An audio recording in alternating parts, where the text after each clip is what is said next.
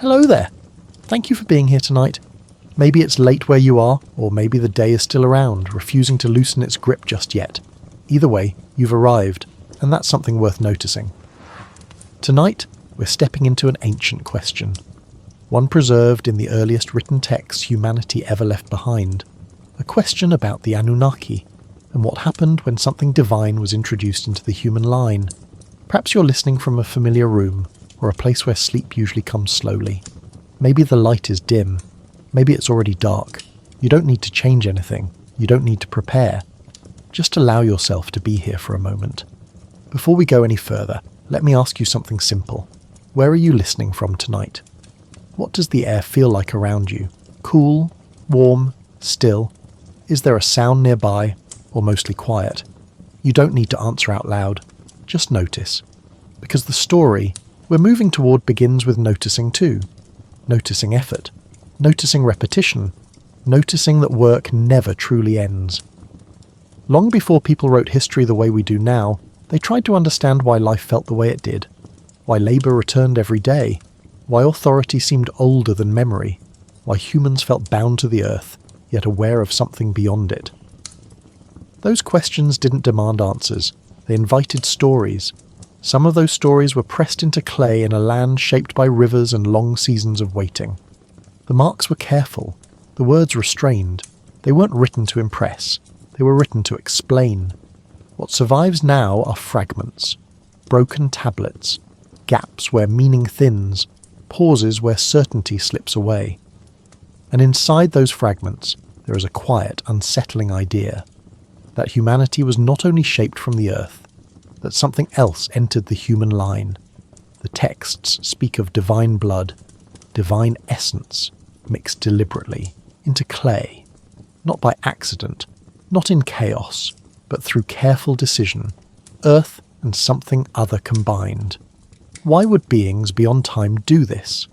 Why introduce lineage, inheritance and difference into a world that had functioned without them? What problem was this meant to solve? And what consequences followed instead? The tablets do not dramatize this moment. They describe it calmly, as if crossing that boundary was necessary rather than extraordinary, as if mixture restored balance rather than disrupted it.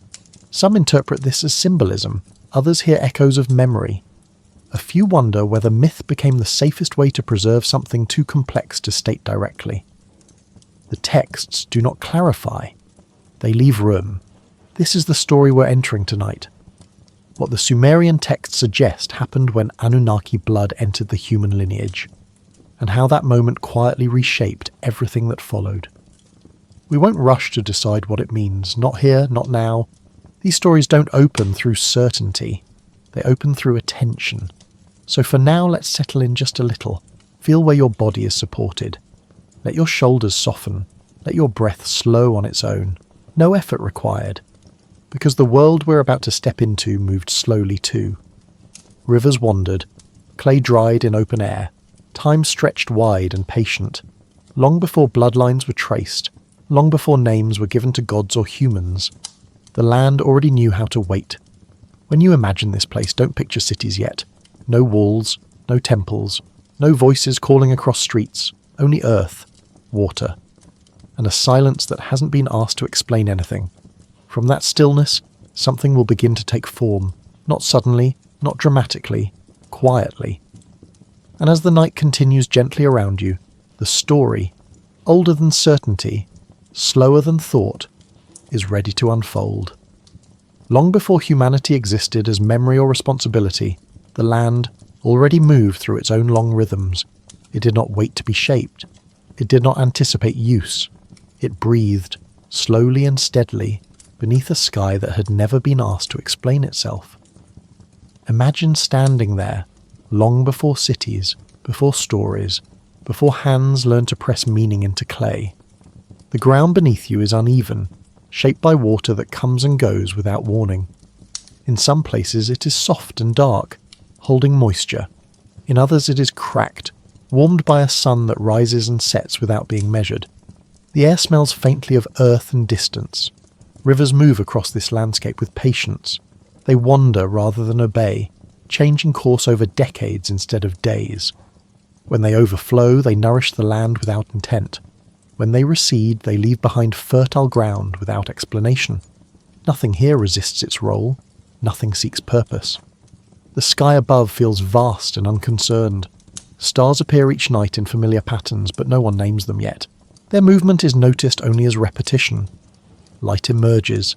Light fades. Darkness returns. Time exists, but it does not accumulate. In this world there are no humans, no voices to describe what is happening, no memory to preserve sequence.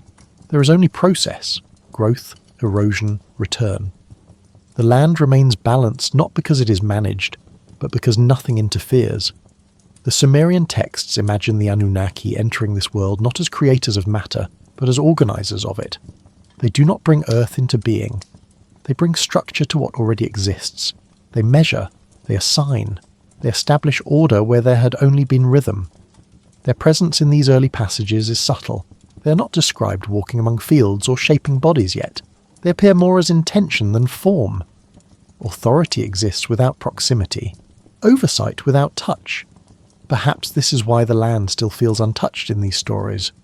The Anunnaki observe rather than intervene. Earth continues. It cycles largely as it always has, responsive only to repetition. Silence dominates this phase, not the silence of emptiness, but of equilibrium. Nothing demands attention because nothing resists order. The system functions without assistance. The sky reinforces this calm. Celestial bodies move predictably. Seasons align. From this perspective, the world appears complete. Nothing obvious is missing, and yet something is absent. Not life, not motion, but participation. Work exists here, but it is not deliberate. Growth occurs without planning. Change happens without intention. There is no one to maintain order once it is set, no one to respond when balance shifts unexpectedly. Perhaps this is the first quiet tension implied by the texts. A world that functions but does not adapt. A system that exists but does not serve. The Anunnaki notice this condition. They do not judge it. They measure it. Floods arrive stronger than necessary. Fields grow wild where structure could improve, yield. Potential remains unused. Potential invites attention. This is not dissatisfaction. It is recognition. The land does not need creation. It needs caretakers. The Anunnaki are present, but they are not suited for repetition. Their roles operate best at scale. Earth requires detail, hands that return season after season, attention that accumulates. The sky continues its steady movement. Stars do not respond to these considerations. From that scale, nothing is wrong. But below, imbalance appears not as disaster, but inefficiency. Imagine standing at the edge of a riverbank as water spreads beyond its channel.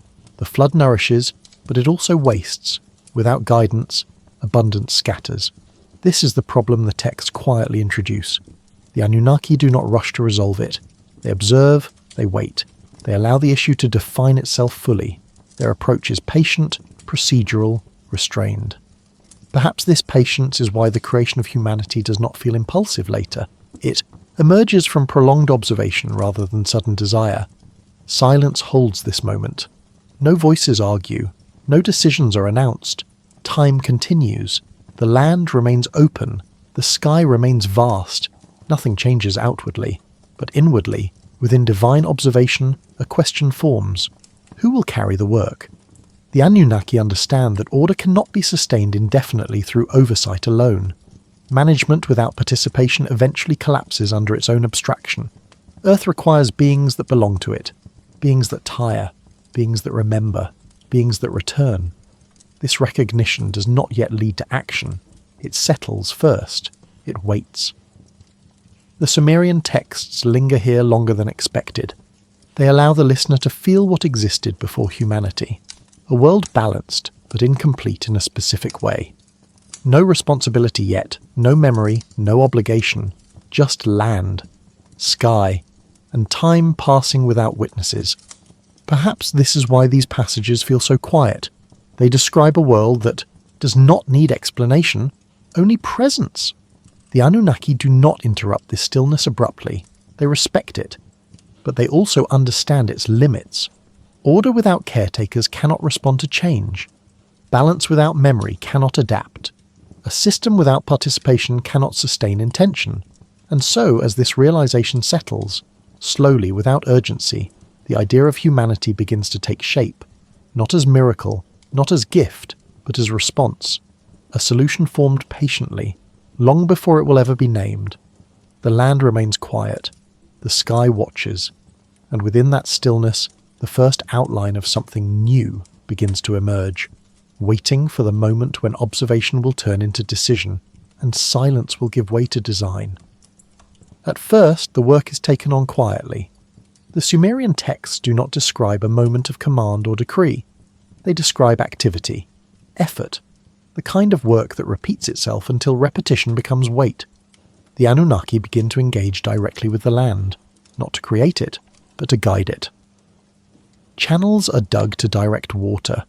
Boundaries are set to contain floods. Fields are marked where growth should be encouraged rather than allowed to scatter. The work is deliberate and careful, but it is also physical.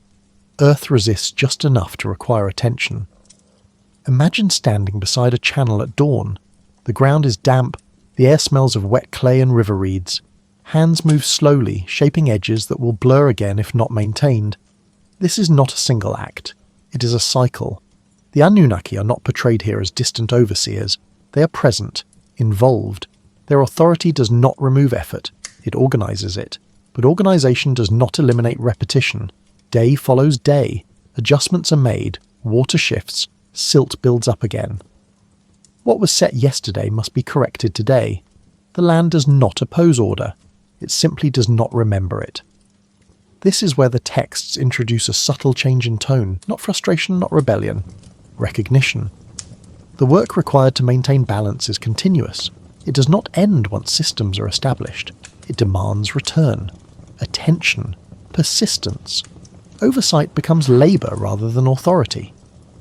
Perhaps this is the first time weariness appears in the divine narrative, not exhaustion of strength, but fatigue of recurrence. Tasks that must be repeated endlessly.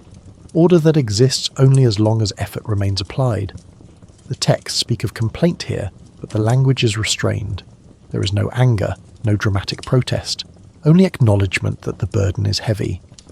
Imagine pausing at the edge of a field at midday. The sun stands high, shadows shorten, the work is unfinished. There is no sense that it will ever truly be finished. This is the burden described. The Anunnaki are capable of the work, but capability does not equal suitability. Their roles are administrative, systemic, large in scale. Earth requires fine detail, constant presence, attention that accumulates through repetition. Perhaps this is why the burden feels misaligned rather than overwhelming. The work is not too difficult. It is too continuous. The sky above remains indifferent. Stars continue their paths. From that perspective, nothing seems strained. But below, effort accumulates quietly. The texts do not dramatize this moment. They allow it to unfold naturally. The gods work. They observe the cost. They do not rush to resolve it. Silence surrounds this recognition. No immediate solution is offered, no decision announced. The land continues its cycles while the Anunnaki continue their labour. The imbalance is not catastrophic, it is persistent. Perhaps this persistence is what matters. The burden does not arrive as crisis. It arrives as accumulation. The realization that oversight alone cannot sustain a living system indefinitely. Order requires caretakers who belong to the cycles they maintain. The Anunnaki begin to see that their presence, while effective, is inefficient. Their attention is divided. Their authority operates best at a distance. Earth requires beings embedded within it. This is not dissatisfaction with creation. It is adjustment to reality. Imagine observing a system that functions well, but demands constant correction. Over time, the effort required to maintain it outweighs the benefit of direct control. The texts frame this as practical rather than emotional. The gods do not resent the work. They recognize its mismatch with their nature. Perhaps this is the most human moment in the divine story. The realization that capability does not guarantee sustainability. The Anunnaki do not abandon the world. They do not withdraw in frustration. They consider redesign. This consideration unfolds slowly. It is not recorded as debate or conflict. It is recorded as assessment. The work must continue. The land must be maintained. but the method must change. The sky remains unchanged overhead. Stars follow their ancient paths. From that scale, the question seems small, but within the system, it is decisive. Who will carry the work? This question does not demand immediate answer. It settles, it lingers, it reshapes perspective. The Anunnaki understand that order cannot be sustained by oversight alone. Management without participation eventually collapses under abstraction. Earth requires beings that can return endlessly without resentment, beings that tire, beings that remember, beings that belong.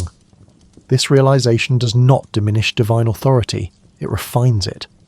Authority becomes design rather than labour. The texts do not portray this as failure, they portray it as evolution. Silence deepens around this phase. No rituals are described, no announcements made.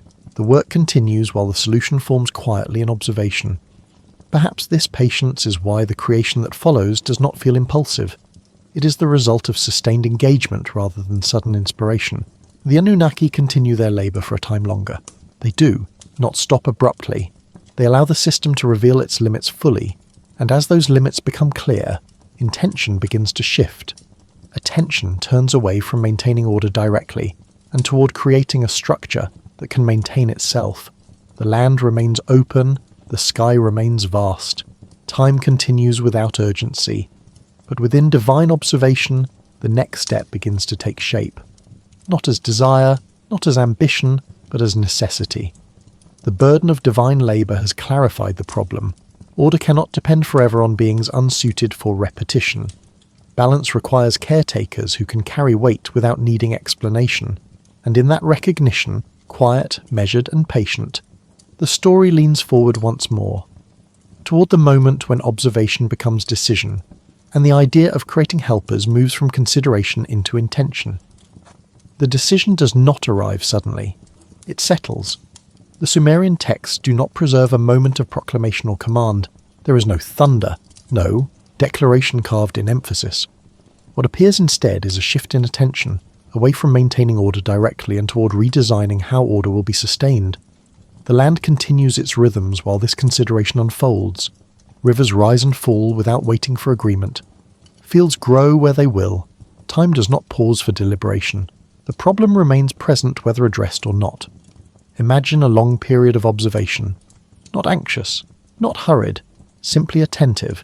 The Anunnaki measure outcomes rather than intentions. They note how effort accumulates. They see where repetition drains resources that could be better applied elsewhere. The conclusion forms quietly. Order cannot rely on oversight alone. Balance cannot depend on presence without participation. The work must be carried by beings who belong to the cycles they maintain. This realization does not feel emotional in the texts. It feels procedural. The language remains calm. There is no sense of regret for the work already done. There is only recognition that the system has reached a limit. Perhaps this is why the decision feels restrained rather than dramatic. The Anunnaki do not seek to remove labour. They seek to redistribute it. The goal is not ease, but sustainability. Order must persist even when divine attention is elsewhere. The solution is not withdrawal. It is creation, but not creation as abundance or generosity. Creation as structure. The texts imply careful planning. The land already offers material. Clay holds form, water shapes and binds. Nothing new must be invented. What is required is agency, beings capable of carrying intention across time. The Anunnaki consider boundaries here. They do not create equals. They do not replicate themselves. They design difference deliberately. Whatever is formed must be capable of repetition without rebellion. This distinction matters. A being too limited cannot adapt. A being too similar cannot be controlled. The balance lies between. The texts do not present this as moral dilemma. They present it as calibration. A system requires components suited to their function. Earth requires caretakers who are bound to it. Perhaps this is why the decision unfolds without hesitation once clarity arrives. The problem has defined its solution. The sky remains unchanged overhead. Stars follow their ancient paths. From that scale, nothing has shifted. But within the system, a boundary is about to narrow. Divine essence will not remain separate. Earthly material will not remain inert. Something of both must be combined. The texts grow specific here, though still restrained. They do not describe emotion. They describe preparation. Materials are gathered, processes considered, roles defined. Silence surrounds this phase. There are no rituals recorded, no invocations preserved. The absence of ceremony suggests confidence rather than secrecy. This is not improvisation. It is design. The Anunnaki are portrayed not as creators driven by desire, but as planners responding to necessity. Their authority expresses itself through structure rather than command. Perhaps this is why later readers find these passages unsettling. The decision is not justified. It is not defended. It is simply recorded. The act that follows is framed as solution, not transgression. The land waits. Clay rests along riverbanks, shaped already by water and time.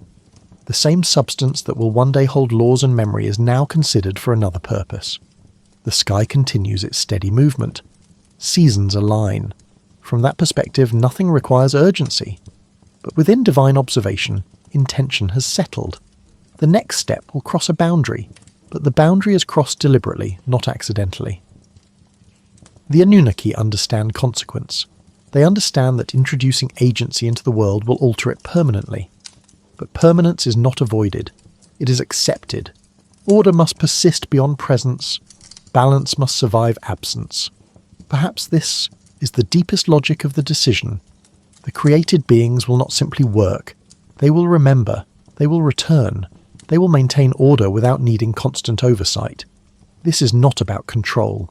It is about continuity. The texts do not linger on doubt. They do not preserve debate.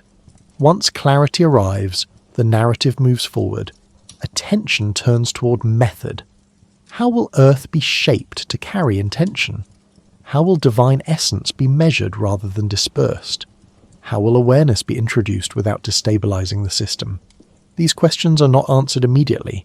They mark the transition from decision to action. The story pauses here, not in suspense, but in readiness. Everything required already exists. Nothing needs to be invented. The land remains quiet. The sky watches. And within that stillness, intention begins to take form. As observation becomes plan, plan becomes preparation, and preparation moves steadily toward the moment when clay will be shaped, essence introduced, and the first designed beings will emerge. The decision has been made. Now, the world waits for it to be carried out. The texts slow their pace here, as if aware that something irreversible is about to occur. Creation is no longer distant or theoretical. It becomes procedural, measured, intentional. What follows is not a story of sudden inspiration, but of careful assembly. The land provides the first element. Clay gathered from riverbanks where water and earth have long learned to cooperate. This clay is familiar. It holds moisture. It yields to pressure. It keeps form once shaped. It is the same substance later used for bricks, seals, and tablets. Materials chosen not for beauty, but for endurance. Imagine hands working this clay slowly. The surface is cool, dense, slightly resistant. Fingers press and smooth, folding the material inward, removing air, shaping something meant to last. This is not art, it is craft. Form follows purpose. The Sumerian texts emphasize this point without explanation. Humanity is not spoken into existence. It is formed, constructed. The language used is practical rather than poetic. It describes action rather than wonder. But clay alone is not enough. The tablets introduce a second element, translated variously as blood, essence, or divine substance. The words shift depending on translation, but the implication remains consistent. Something belonging to the Anunnaki is deliberately introduced into the earthly form. This is where interpretation begins to diverge. Some scholars understand this blood symbolically. Blood as life, blood as authority, blood as the animating principle that transforms matter into agency. In this view, the divine contribution represents consciousness rather than biology. Others point to the calm physicality of the language. Blood is mixed, it is combined, it alters what it touches. The tone does not feel metaphorical, it feels procedural. The texts do not clarify which interpretation is correct. They preserve ambiguity without apology. What matters more than mechanism is intention. The combination is not accidental. Earth is insufficient on its own. Divine essence is not dispersed freely. It is measured, controlled, introduced for a specific purpose. Perhaps this is the earliest articulation of hybridity, not as confusion, but as design. The created beings are not animals. They are not gods. They exist between categories. Capable of understanding instruction, capable of remembering sequence, capable of returning to work again and again. The land responds quickly, channels hold longer, fields yield more consistently. Order stabilizes not because it is enforced, but because it is maintained from within the system. The Annunaki observe outcome rather than celebrate success. There is no triumph recorded, no declaration of achievement. The solution appears to work, and that is enough. Silence surrounds this phase. The texts do not dwell on how the created beings feel. They do not preserve first-person perspective. Humanity enters the story as function rather than subject. Identity will come later. For now, purpose defines existence. The sky remains unchanged overhead. Stars continue their patient movement. From that scale, nothing remarkable has occurred. But on Earth, a boundary has been crossed. Divine essence now exists within forms bound to cycles. Consciousness has been placed inside repetition, memory paired with labour. This pairing carries consequence. The same essence that allows obedience also allows awareness. The same substance that enables understanding enables reflection. The system becomes capable of learning beyond instruction. The texts do not address this yet. They move forward quietly. Perhaps the scribes understood that creation does not end at formation. Once something exists, it begins to change simply by continuing. Mixture does not remain static. It develops. The created beings begin to act within the world. They learn rhythms. They repeat tasks. They carry burden without needing explanation. The Anunnaki step back slightly, allowing the system to function. Balance appears restored. Perhaps this is why the act is recorded so calmly. It solved a problem. It did what it was meant to do, but creation always exceeds intention. Design cannot fully predict outcome. Once awareness exists within constraint, it begins to notice more than required. The divine essence within humanity does not remain silent. It does not sleep. It integrates. The texts do not dramatize this integration. They allow it to unfold naturally. Humanity does not awaken suddenly. It accumulates. Memory builds. Skill deepens. Attention sharpens. The land reflects this. Certain methods work better. Certain timing yields more. Knowledge begins to travel between individuals rather than descending from above. This movement marks a shift. The created beings are no longer only shaped by divine instruction. They begin to shape one another. The Anunnaki remain present, but their role continues to change.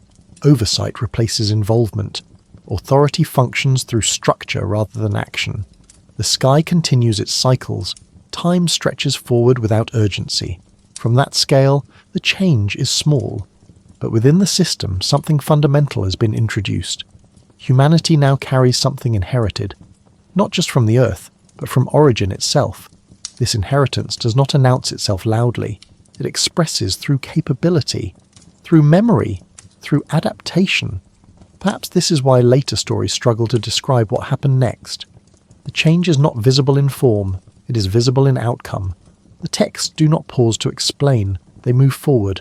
The clay has been shaped, the essence has been introduced, the design holds, and as the created beings begin to live rather than merely function, returning day after day, learning from experience, carrying memory forward, the story prepares to shift once more, away from creation, toward consequence, toward what happens when a being designed to carry labour begins to understand its place within the system, and when the mixture of earth and divine essence starts to express itself not only through work, but through awareness. The world remains quiet, but it is no longer empty of intention. What follows is described without emphasis, almost as if the scribes assumed it would be understood. The created beings already carry divine essence within them, but now the text suggests something quieter and more complex begins to occur. The boundary between maker and made does not collapse, it thins. The Sumerian tablets do not frame this as a single moment. They imply a process. Time stretches, generations pass, proximity increases.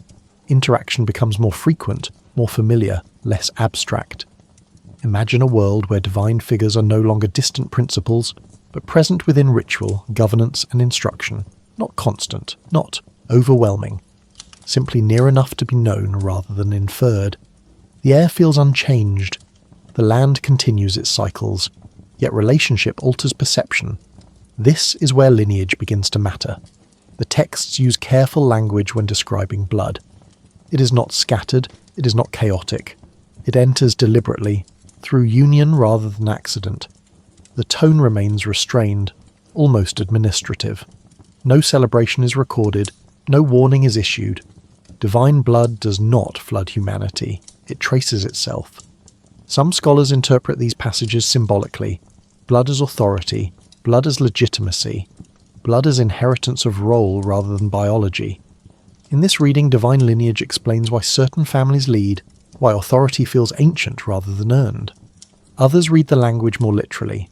The calm physicality of the wording resists metaphor. Blood is mixed. It passes through generations. It alters outcome. The text does not apologize for this interpretation, nor does it insist upon it. The ambiguity remains intact. What is clear is consequence. Humans touched by this lineage begin to stand out. Not immediately, not dramatically, but consistently. Their presence stabilizes systems. Their decisions hold longer. Their memory reaches further back. Imagine watching one of these individuals work alongside others. There is no visible difference. Hands move the same. Tools are held the same way. But timing is sharper, awareness wider, results more reliable. This difference draws attention quietly. Communities respond without resistance. People listen. They defer, not out of fear, but recognition. When these figures speak, alignment follows. Not perfectly, but more often than before. The Anunnaki observe this without alarm. The system still functions. Labour is carried. Order holds. The presence of lineage enhances stability rather than disrupting it. Perhaps this is why no correction appears at first. The divine blood within humanity does not produce chaos. It produces continuity. Memory becomes inherited rather than individual. Knowledge survives beyond a single lifetime. This inheritance reshapes time. Human experience stretches. Past, present, and future connect more clearly. Planning extends beyond immediate cycles. Decisions consider consequence rather than necessity alone. The sky remains unchanged. Stars continue their paths. From that scale, nothing remarkable has occurred. But within society, structure deepens. Leadership begins to cluster, not imposed, recognized. The texts begin to record names more carefully. Certain figures are remembered longer. Their actions anchor chronology. History organizes itself around them. Lineage becomes explanation. Why does one ruler succeed where another falters? Why does authority persist within certain lines? Why does memory cling to some names and release others? Divine blood offers coherence. The texts do not describe emotional reaction to this development. They do not record envy or conflict. They record outcome. The system stabilizes further. Perhaps this is why the story feels unsettling to modern readers. There is no moral framing, no warning about crossing boundaries. The narrative treats hybridity as function rather than transgression. The boundary between divine and human was crossed because it worked, but effectiveness carries consequence. Once lineage holds authority, correction becomes difficult. Power embedded in blood resists adjustment. Success amplifies expectation. Failure spreads widely. The texts do not reach that stage yet. For now, the emphasis remains on emergence rather than excess. The divine blood within humanity does not replace earthbound nature. Humans still tire, they still age, they still die. What changes is continuity. Influence extends beyond a single life. This extension feels both stabilizing and heavy. The Anunnaki remain present, but less involved. Oversight continues to recede. Authority transfers gradually into human systems. Proximity diminishes without announcement. Perhaps this is intentional. Once lineage operates effectively, direct intervention becomes unnecessary. The world continues. Fields are worked, cities grow, memory accumulates, the sky watches. The texts do not pause to interpret this phase. They move forward, allowing outcome to speak for itself. Hybridity is not explained, it is demonstrated. Humans shaped by divine blood do not become gods, they become anchors, figures around which order organises itself. This anchoring reshapes society quietly. Governance becomes inherited, law stabilises, tradition thickens. Perhaps this is what the Sumerians meant by blood entering the human line, not spectacle, not mutation, but inheritance of responsibility. The story does not yet question whether this was wise. It records that it happened, that it worked, that it endured. Later passages will grow more cautious, later myths will introduce restraint. But here, the tone remains measured, the divine. Blood has entered humanity. The system holds, for now. And as generations pass, each carrying memory forward rather than starting anew, the narrative prepares to shift again. Awareness will deepen, power will concentrate, distance will become necessary. But that reckoning has not arrived yet. The world rests briefly in this condition, stable, ordered, quietly altered. The land continues its cycles, the sky remains vast, and within human lineage, something new flows onward, unseen, inherited, shaping outcome without announcing itself, waiting for the moment when consequence will finally demand attention. Life continues without announcement. The Sumerian texts do not mark a turning point with ceremony or warning. They allow the world to move forward, carrying its changes quietly. The beings shaped through clay and lineage wake each day, return to their tasks, and move through the land as participants rather than instruments. At first glance, nothing appears different. Imagine watching the fields at dawn. The air is cool, mist lifts slowly from water channels. People move with practiced familiarity, lifting tools, adjusting boundaries, returning to places they have learned to know. The work is steady, the rhythm holds, but beneath this continuity something has shifted. The hybrids, though the texts do not yet name them as such, carry memory differently. They remember not only instruction, but outcome. They learn from error. They anticipate change. Their awareness extends beyond the immediate task. This extension alters everything without disrupting anything. The Anunnaki remain present, but at a distance. Oversight is lighter now, intervention rare. The system holds itself together more effectively than before. Labour is carried, balance remains intact. Perhaps this is why the texts remain calm. The hybrids do not resist their role, they inhabit it. They belong to the land in a way that oversight alone never could. They feel seasons change, they adjust, without instruction. Their work becomes intuitive rather than imposed. This intuition marks a subtle transformation. Imagine standing beside a canal repaired not because it failed, but because someone noticed it would soon fail. The repair happens quietly. The result is stability that never draws attention. The hybrids begin to operate this way. Communities respond naturally. Certain individuals are trusted more. Certain voices carry further, not through force, through reliability. When these figures speak, alignment follows. The texts do not describe conflict at this stage. There is no uprising, no challenge to divine authority. The world appears ordered. But order now flows differently.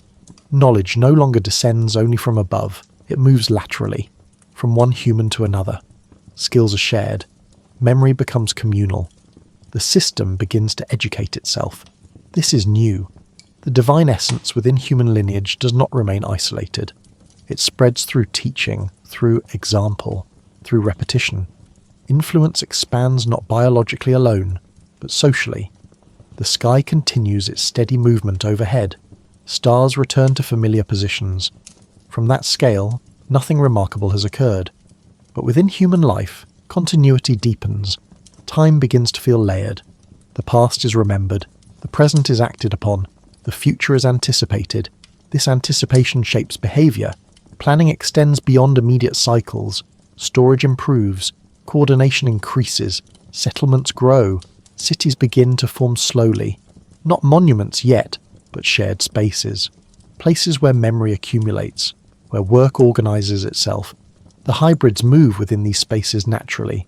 They do not dominate, they stabilise. Their presence anchors routine. Perhaps this is why the texts do not describe fear. There is no sense that something dangerous has been unleashed. The system has improved. The Anunnaki observe this outcome with restraint. There is no need to intervene. The solution functions as intended. But intention does not end consequence. The hybrids begin to notice themselves, not as separate from others, but as distinct. Their awareness turns inward. They recognize that certain abilities persist across generations. That knowledge seems to run through lines rather than individuals. Lineage begins to matter more visibly. Names are remembered, families distinguished. History starts to organize itself around descent rather than event. This shift is quiet but profound. Once memory attaches to lineage, authority begins to follow it. Leadership no longer needs constant reinforcement. It is expected, accepted, inherited. The texts do not call this kingship yet. They describe foundation. The land reflects this change. Infrastructure lasts longer. Systems become more complex. Order holds across larger populations. Perhaps this is the moment when humanity becomes truly human in the Sumerian imagination. Not at creation, but at continuity. Animals live within cycles without memory. Gods exist beyond cycles without repetition. Humans occupy the space between, bound to repetition, yet aware of it. The hybrids embody this position fully. They belong to the land. They carry something else. The Anunnaki recede further now. Their presence becomes symbolic rather than immediate. Oversight transitions into remembrance. This withdrawal is not framed as abandonment. It feels earned. Once a system sustains itself, continued intervention becomes unnecessary. Distance preserves balance. The sky remains vast. The land continues its cycles. Time stretches forward without urgency. The hybrids walk the earth without spectacle. They build, they plan, they remember. For a time, this is enough. But awareness does not remain neutral forever. Memory accumulates, influence concentrates, authority deepens. The texts do not rush toward consequence. They allow this phase to settle. Life unfolds, cities grow, lineage stabilizes. The first hybrids have taken their place within the world, not as disruptors, but as anchors. The solution to divine labor has become the foundation of civilization. And as this foundation holds, quietly, effectively, the story prepares to shift again. Cooperation will reach its height. Stability will feel complete. Until awareness begins to ask new questions. Questions not about how to work, but about why some lead, why some inherit, and why order feels tied to blood rather than effort. Those questions wait patiently. The land remains steady. The sky watches. And within human lineage, something continues to move forward. Subtle, inherited, shaping outcome without announcement. Guiding the story toward its next slow turning, where cooperation becomes prosperity, and prosperity begins to reveal its limits. For a time, everything works. Not perfectly, but smoothly enough to feel stable. The world settles into a rhythm that no longer requires constant correction. Fields are prepared before floods arrive. Water is guided rather than chased. Storage improves. Planning extends beyond the next season. Life feels organized, not by force, but by familiarity.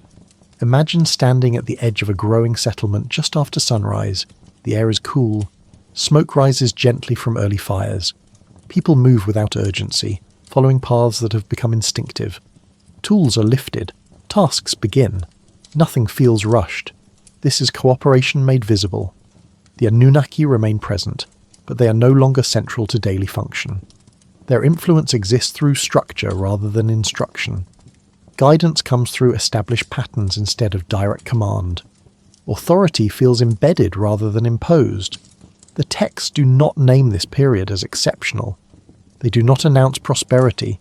They simply record continuity. Work is carried. Order holds. The burden that once pressed on divine oversight has eased. Perhaps this is why the tone remains restrained. Humans now maintain systems themselves. Memory has become reliable. Knowledge moves across generations. Mistakes are corrected before they widen. The system sustains itself with minimal intervention. Cities begin to take shape slowly. Not monuments yet. Clusters of dwellings, shared spaces, places where tools are stored, Grain is protected and memory accumulates. These are not symbols of power, they are structures of cooperation. The hybrids move through these spaces naturally. Their presence does not dominate, it stabilizes. They are listened to because they have proven reliable, not because they claim authority. Leadership emerges quietly, not seized, recognized. Decisions made by these figures tend to hold. Disputes resolve more easily. Planning improves. The community adjusts without needing explanation. Trust builds not through fear, but through consistency. The sky reinforces this sense of order. Stars return to familiar positions. Seasons align predictably.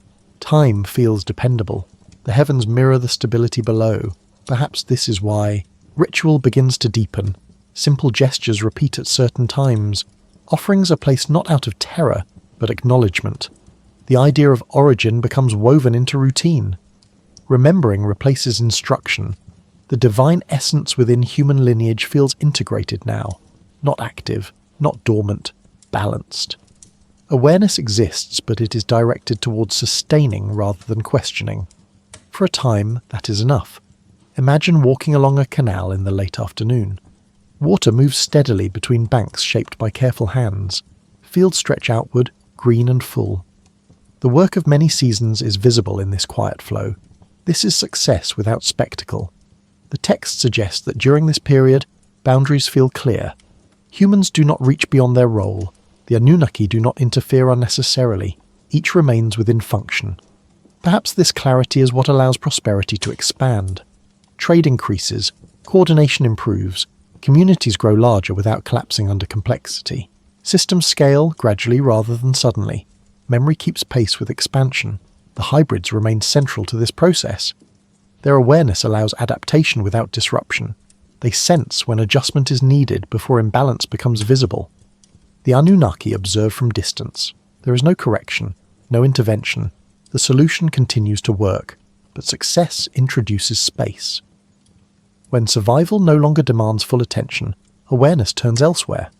Curiosity has room to move. Questions form quietly without urgency. Why does order work this way?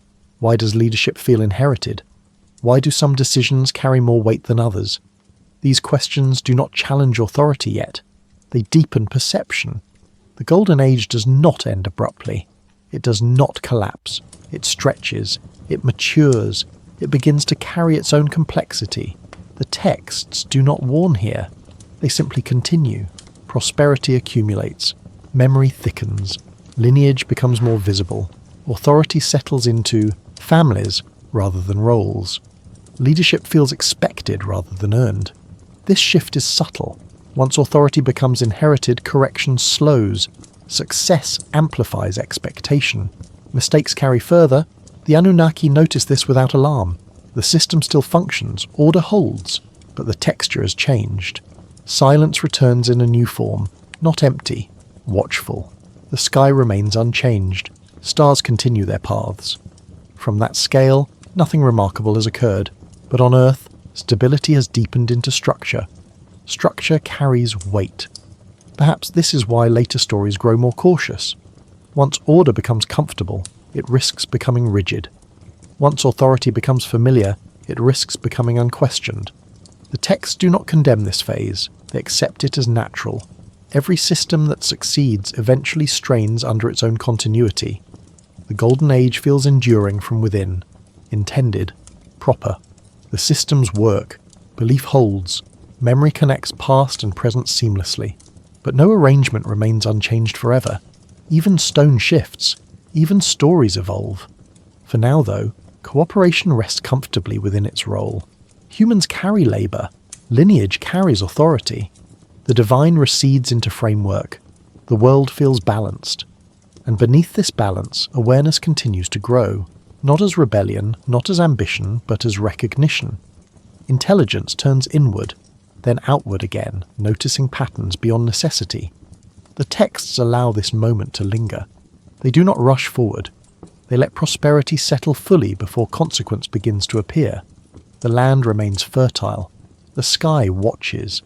And as cooperation reaches its height, quiet, effective, unchallenged, the story prepares to move once more. toward the moment when awareness begins to shift from sustaining order to questioning it, and when intelligence, having mastered function, starts to look beyond it. The Golden Age holds, but it will not hold forever. The change does not arrive with noise. There is no moment when the world pauses and declares that something new has begun.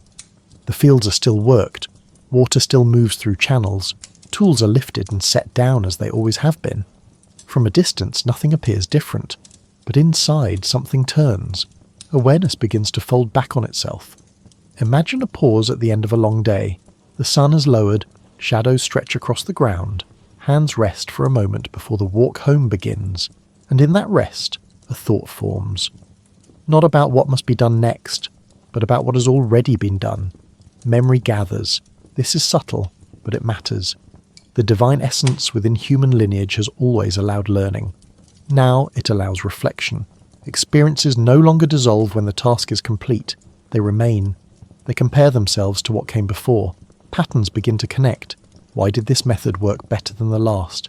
Why did this timing matter? Why did one decision lead to stability while another caused strain? These questions are not spoken aloud. They do not challenge authority. They arise quietly, like roots extending underground. The texts do not dramatize this awakening. They imply it through outcome. Tools become more refined. Planning becomes more precise. Communication carries nuance rather than instruction alone. Language deepens. Words are no longer used only to command or coordinate. They begin to describe, to explain, to remember. Meaning thickens, not through poetry, but through use. Perhaps this is when humans begin to feel themselves thinking. The Anunnaki observe these developments without immediate concern. Intelligence improves function. A system that can reflect sustains itself more efficiently. Oversight becomes even less necessary. From the sky's perspective, nothing has changed. Stars follow their ancient paths.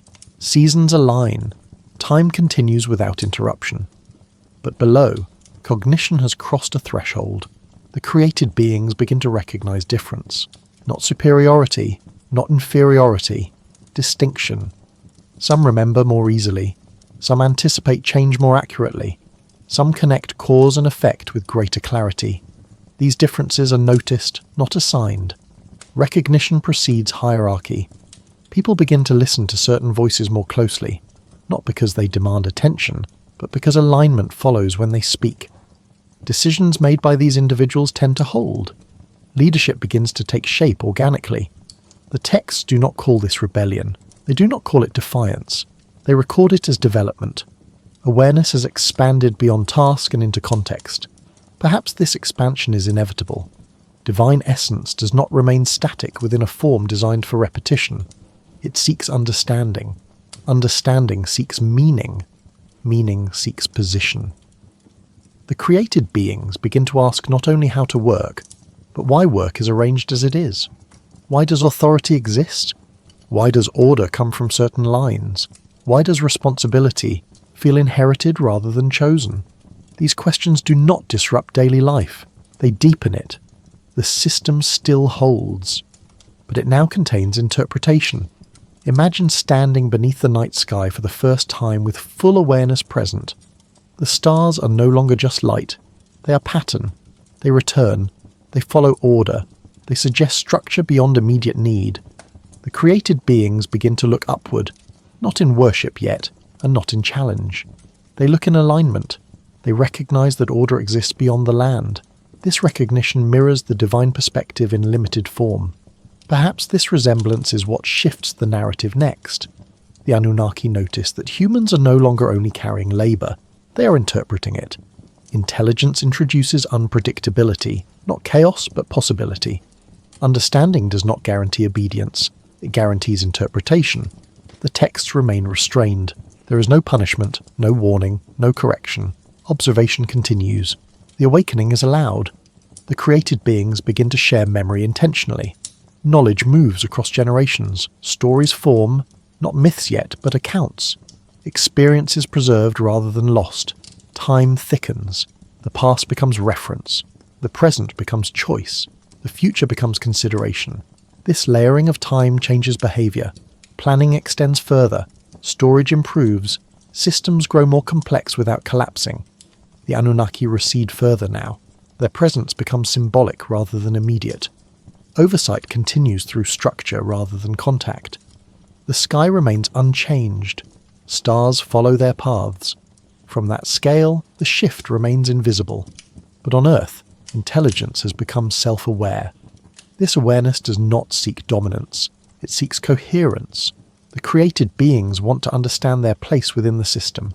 They sense that order has origin, that structure has source, that authority exists beyond the visible cycle. They begin to tell stories about this origin, not to challenge it, to situate themselves within it.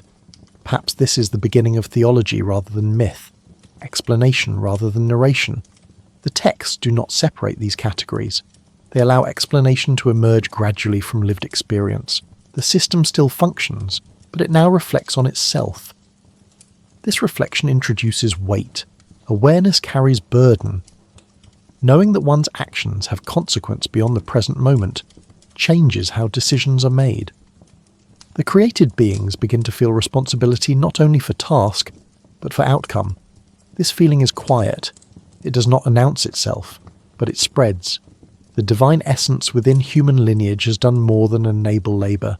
It has enabled conscience, awareness that remembers what worked and what failed, awareness that carries memory forward. Perhaps this is why later stories grow more cautious. Once intelligence awakens fully, it cannot be directed as easily as labour. The Anunnaki do not intervene yet. The system still holds. Balance remains intact, but the texture has changed. Silence returns in a different form, not empty, reflective. The land continues its cycles. Rivers flood and recede. Fields grow. Cities expand. From the outside, civilization advances smoothly. Inside, intelligence continues to turn. The created beings begin to recognize themselves as participants rather than components. They sense that their role is not fixed. That order can be shaped rather than simply maintained. This realization does not lead immediately to action. It settles first. It waits. Awareness has awakened, but it has not yet crossed a line. For now, it observes itself thinking. It learns how to remember. It tests its own capacity quietly. The story does not rush forward. It allows this phase to mature. Intelligence stabilizes. Interpretation deepens. The system breathes. But awareness does not remain inward forever. As intelligence consolidates, attention begins to shift outward, toward origin, toward difference, toward the boundary that separates human from divine. And in that turning, the next movement waits patiently. The moment when boundaries begin to blur once more, when proximity returns in a new form, when intelligence, having learned to sustain order, begins to question where that order truly comes from. The land remains steady, the sky watches. And within human lineage, awareness continues to grow, quietly, deliberately, preparing the ground for the next transformation, where understanding will reach beyond function and toward relationship, and where the distance between worlds will once again begin to narrow. The distance between the divine and the human does not vanish, it narrows. The Sumerian texts never describe a return to the intimacy of creation itself. There is no second shaping of clay, no repetition of that original act. What changes instead is access. Presence becomes more frequent, contact more familiar. The boundary remains, but it is crossed gently. Imagine a world where the divine is no longer only remembered, but occasionally encountered. Not constantly, not dramatically, simply enough to be known. A figure appears during ritual, a voice is heard during instruction, a correction is offered quietly. This proximity alters tone. The created beings do not panic. They do not celebrate. They adjust. Familiarity replaces awe without erasing respect. The divine becomes part of the system rather than something beyond it. The text suggests that this closeness is intentional. Oversight increases slightly, not to reclaim control, but to guide development. Intelligence has awakened.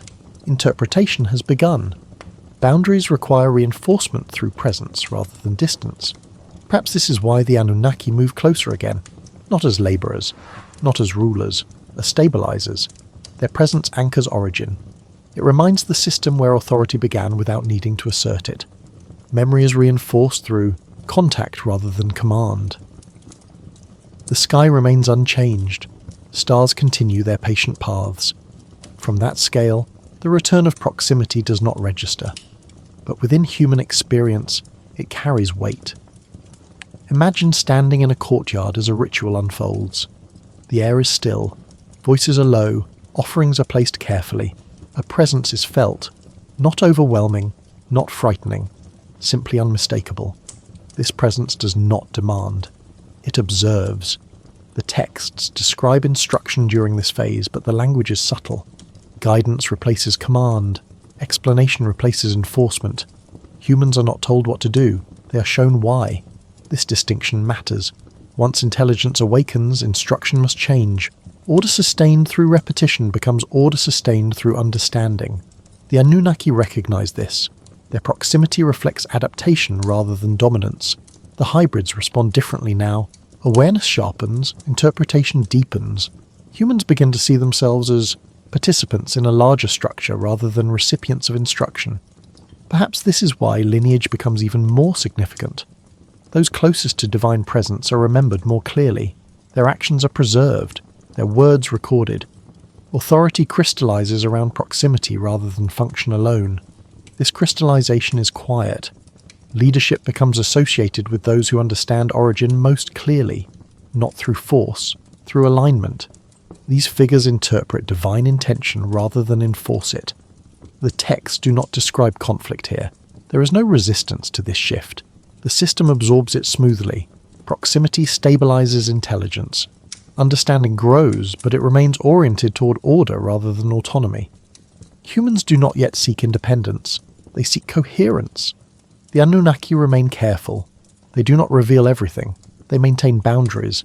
Their presence is measured. Perhaps they understand that too much closeness would dissolve distinction. Distance preserves structure. Proximity provides guidance. This balance defines the period. Imagine watching seasons pass with this arrangement in place. Work continues, planning improves, ritual deepens, knowledge accumulates. The system grows more complex without fracturing. The sky continues its cycles. Stars return to familiar positions. Time feels dependable. Continuity reinforces trust. The divine presence does not disrupt this rhythm. It supports it. But proximity carries risk. Once contact becomes familiar, mystery thins. Reverence shifts toward interpretation. Understanding invites curiosity. Humans begin to notice difference not only among themselves, but between themselves and the Anunnaki. Why do they not age? Why do they not tire? Why do they remain beyond cycles? These questions arise quietly. They are not accusations. They are observations. The texts do not condemn this curiosity. They allow it to exist. Awareness naturally seeks explanation. The Anunnaki remain composed. They do not withdraw immediately. They observe the effect of proximity carefully. Perhaps this is the most delicate phase of the narrative. Too much distance leads to abstraction. Too much closeness leads to erosion. The balance holds, for a time. The hybrids continue to operate effectively. Leadership remains stable. The system functions. Order persists. But intelligence does not remain satisfied with explanation forever. Once origin is glimpsed, it invites comparison. Once difference is noticed, it invites evaluation. The divine blood within human lineage sharpens this process. Awareness extends beyond function and into identity.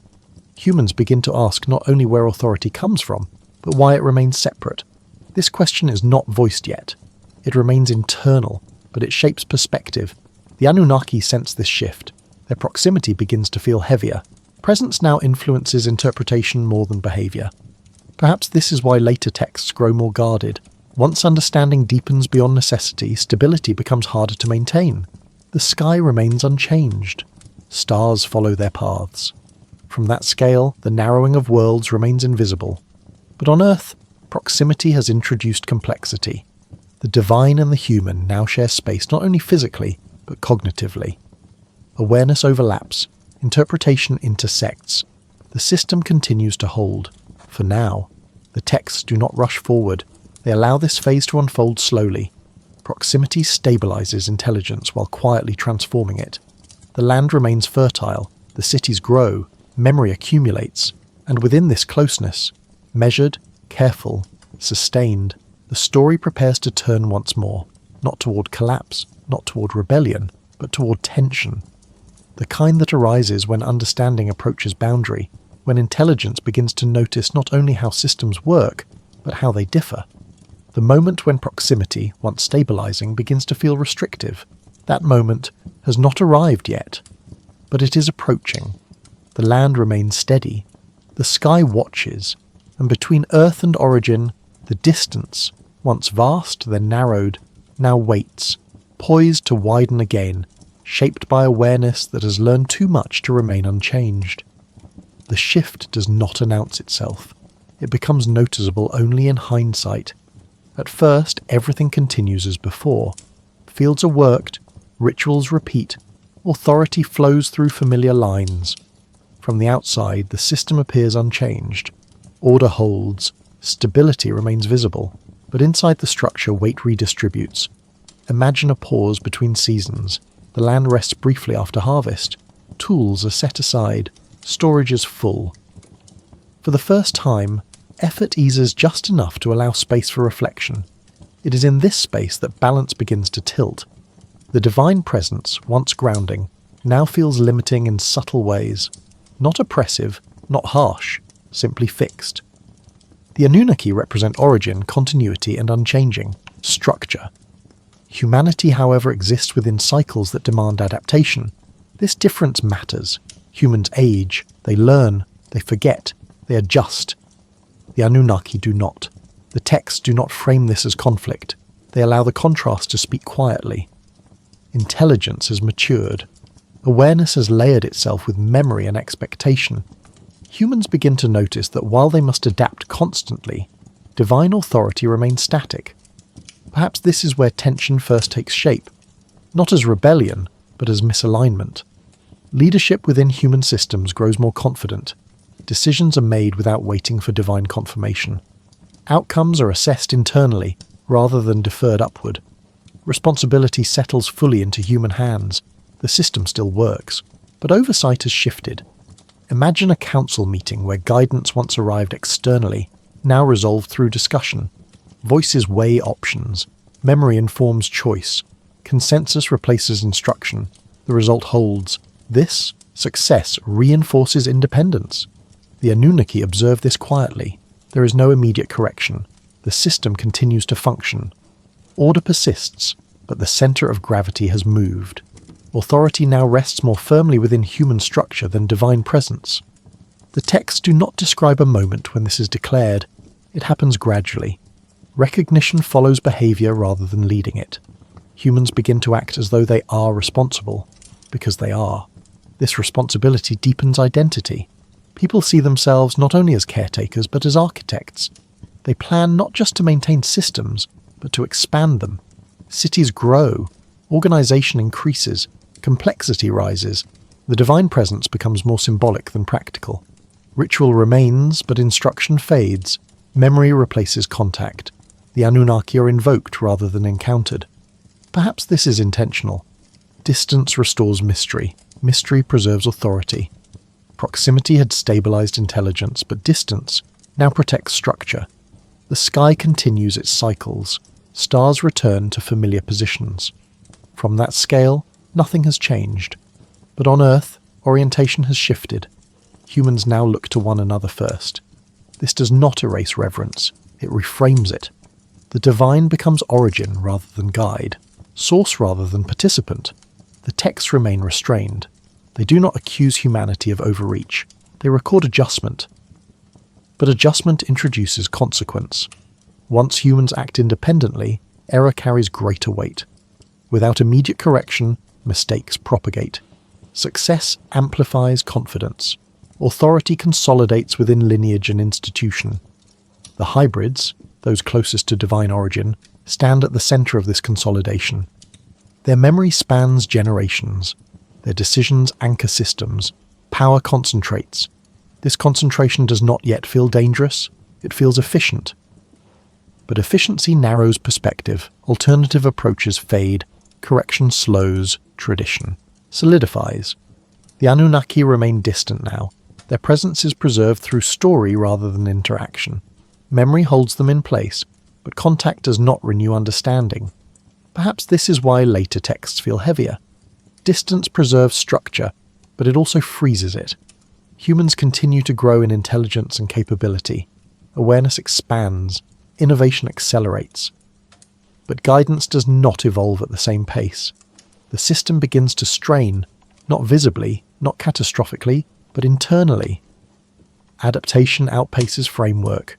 The sky remains unchanged. Stars continue their paths. From that scale, human progress remains insignificant. But within society, momentum builds. Humans no longer ask how to maintain order, they ask how to improve it. Expansion becomes goal rather than outcome. This shift is subtle, but decisive. Once improvement replaces maintenance, ambition enters quietly. Desire to extend influence replaces desire to preserve balance. The texts do not condemn this. They accept it as consequence of awareness. Intelligence, once awakened, does not remain content with stability. It seeks refinement. Refinement seeks reach. The Annunaki observe from distance. Their withdrawal is complete now. Oversight has ended. The system belongs fully to humanity. This ownership feels empowering and heavy. Responsibility without guidance requires judgment. Judgment without correction accumulates consequence. The hybrids remain central. Their lineage holds authority. Their memory preserves origin. But distance from source has introduced interpretation rather than alignment. Stories replace instruction. Myth replaces contact.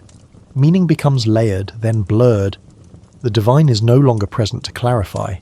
Silence returns, not empty, expectant. The land continues its cycles. Rivers flood and recede. Fields grow. Cities expand. From the outside, civilization flourishes. Inside, balance has shifted. Not broken, but altered. The quiet shift in balance does not demand immediate response. It unfolds slowly. It settles into routine. It becomes normal. But normal does not mean stable forever. The texts allow this moment to rest. They do not rush toward consequence. They let independence mature fully before pressure appears. The system still holds, for now. The sky remains vast. The land remains patient. And within human structure, authority, once inherited from origin, then guided through proximity, now stands alone, carrying memory without renewal. The balance has shifted. The question that remains unspoken, but unavoidable, is whether that balance can hold indefinitely without the presence that first established it. That question does not yet seek answer. It waits. What follows is not a collapse. It is a deepening. The Sumerian texts do not describe immediate consequence after balance shifts. Instead, they turn inward. Attention moves beneath visible structures, beneath leadership, beneath ritual, beneath daily work, toward knowledge itself. Imagine walking through a city that has learned to sustain itself. The streets are familiar, the systems function. But beneath the surface, something is being organized quietly. Knowledge is no longer incidental. It is gathered deliberately. Clay tablets multiply, not records of gods alone, but of measurements, calculations, transactions, observations. The marks are careful, repeated, refined. Writing becomes tool rather than memory aid. Knowledge begins to exist outside the human mind. This is significant. Once knowledge can be stored, it can be separated from experience. It can be transmitted without context. It can outlast correction. The texts reflect this transition subtly. Instructions appear alongside stories. Lists accompany myths. Order is preserved not only through ritual, but through documentation. Perhaps this is where power truly consolidates. Those who control knowledge control continuity. Those who interpret records shape future action. Authority no longer rests, only in lineage, but in understanding systems invisible to most. The hybrids remain central here. Their memory and lineage allow them to bridge past and present. They become keepers, not just leaders, but curators of knowledge. The Anunnaki are referenced less frequently now. Their presence recedes further into origin stories rather than ongoing guidance. What remains is structure. The sky continues its cycles. Stars move predictably. From that scale, nothing has changed. But within society, knowledge has become layered. Imagine a scholar working at dusk. The air is still. A tablet rests beneath careful hands. Symbols are pressed deliberately. Each mark fixes meaning in place. This fixation feels stabilizing. But stability can become rigidity. Once knowledge is recorded, it resists adaptation. Correction requires authority. Authority requires permission. Innovation slows as preservation takes priority. The texts do not frame this as decline, they present it as maturation. Civilization is no longer improvising, it is formalizing. Formalization carries weight. Knowledge becomes specialized. Roles narrow, understanding concentrates. Those outside the system rely increasingly on those within it. Perhaps this is why distance between leadership and labor widens quietly. The hybrids, still carrying inherited authority, now also hold institutional power. Their decisions shape not only present action, but future memory. The Anunnaki remain absent. Their silence is complete. Guidance exists only through what has already been transmitted. This absence changes interpretation. Without ongoing correction, divine intention becomes static. Stories harden, symbol replaces instruction. Meaning becomes layered with interpretation. The sky remains unchanged. Stars still watch. From that perspective, human knowledge remains small, but within society, complexity accelerates. The city expands, infrastructure grows, coordination becomes abstract rather than personal. Decisions affect people unseen by the decision makers. The system still functions, but understanding becomes compartmentalized. Perhaps this is the hidden dimension the texts point toward. Not hidden technology, not lost machines, but the moment when knowledge separates from lived experience. The divine essence within human lineage made this possible. Awareness allowed abstraction. Memory allowed preservation. Intelligence allowed systemization. But systemization distances. Once knowledge exists outside the body, it becomes subject to control. Access can be limited. Interpretation can be guided. Authority shifts from presence to record. The texts do not judge this. They observe it. Imagine standing in a temple archive. The air is cool. The walls are thick. Tablets are stacked carefully. Silence dominates. Knowledge rests here, preserved, unchanged. This silence feels heavy. Knowledge no longer moves freely. It waits to be consulted. It becomes fixed. The Anunnaki exist here only as names. Their voices no longer speak. Their presence is mediated through symbols and inherited interpretation. Perhaps this is why later stories grow ambiguous. Once guidance becomes historical rather than relational, meaning fractures. Different readers interpret the same text differently. Authority fragments. The sky remains constant. Stars continue their paths. From that scale, the accumulation of tablets is insignificant. But within human society, knowledge has crossed a threshold. It is no longer only supportive, it is structural. The system relies on it. This reliance introduces vulnerability. If knowledge is misinterpreted, error propagates widely. If authority controls interpretation, balance narrows. The texts do not reach consequence yet. They allow this phase to settle. Civilization thrives. Records grow. Memory accumulates. But beneath prosperity, knowledge has become something that can be separated from wisdom. This separation is quiet, it does not announce itself, it does not feel dangerous yet. The land continues its cycles. Rivers flood and recede, fields grow, cities expand, and beneath the surface, beneath work, beneath ritual, beneath visible authority, knowledge waits, preserved, layered, uncorrected. The story does not rush forward. It pauses here, in this quiet depth, where intelligence has learned not only to remember, but to store, and where the difference between remembering and understanding begins to matter. From this depth, the next movement will rise slowly, not as collapse, not as rebellion, but as question. A question that knowledge alone cannot answer. And so, beneath the surface of thriving civilization, beneath the comfort of recorded certainty, something subtle prepares to emerge, waiting patiently for the moment when stored knowledge will be tested against lived reality, and when silence will once again demand response. The knowledge does not remain confined to clay alone. It lifts its gaze, As systems stabilize and memory accumulates, attention turns upward again, toward the sky that has always been present, patient and unchanged. The Sumerian texts reflect this shift not as discovery, but as return. Imagine standing on a temple platform at night. The air is cool, the city below is quiet, fires dim.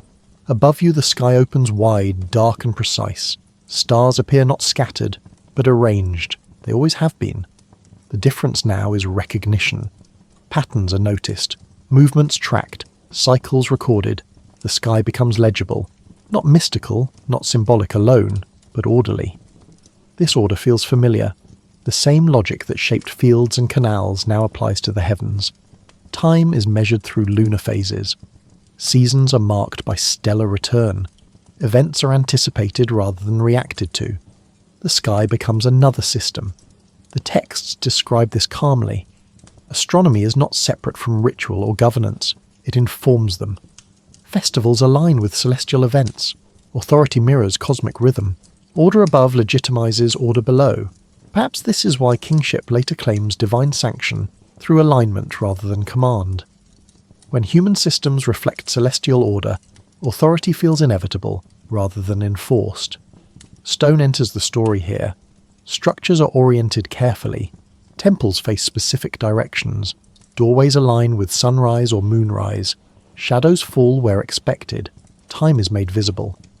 Imagine touching stone warmed by afternoon sun, shaped not only for stability but for alignment. The surface is smooth where hands have passed for generations. The placement is intentional. This intentionality matters. Architecture becomes expression of understanding rather than display of power. The built environment reflects cosmology. Knowledge becomes spatial. The Anunnaki are referenced again in this context, not as active participants, but as original sources of cosmic order. Their role is remembered through pattern rather than presence. The sky remains unchanged. Stars continue their paths. From that scale, human observation does not alter outcome, but observation alters meaning. The heavens are no longer distant. They are integrated into daily life. Timekeeping improves. Agriculture stabilizes further. Ritual deepens. Perhaps this is the hidden dimension the texts allude to, not secret technology, but alignment. Understanding where one stands within larger cycles. The divine essence within human lineage allows this comprehension. Awareness extends beyond immediate need. Humans begin to see themselves as part of something vast and orderly. This recognition stabilizes identity. But it also introduces hierarchy. Those who read the sky interpret time. Those who interpret time shape action. Authority consolidates around those who understand cycles others cannot see. The texts do not dramatize this consolidation. They accept it. Imagine a priest scribe marking the return of a star at dawn. The light is faint. The air is still. A line is drawn on clay. Time is fixed. This fixation feels powerful, but power embedded in interpretation carries weight. If the sky is misread, consequence follows. If alignment fails, legitimacy weakens. The system now relies on accurate interpretation of forces beyond immediate correction. The Anunnaki remain silent. Their guidance exists only through inherited understanding of cosmic order. Perhaps this silence is intentional. Distance preserves autonomy. Humans must now interpret rather than receive. The sky continues its cycles regardless. Stars rise, stars set.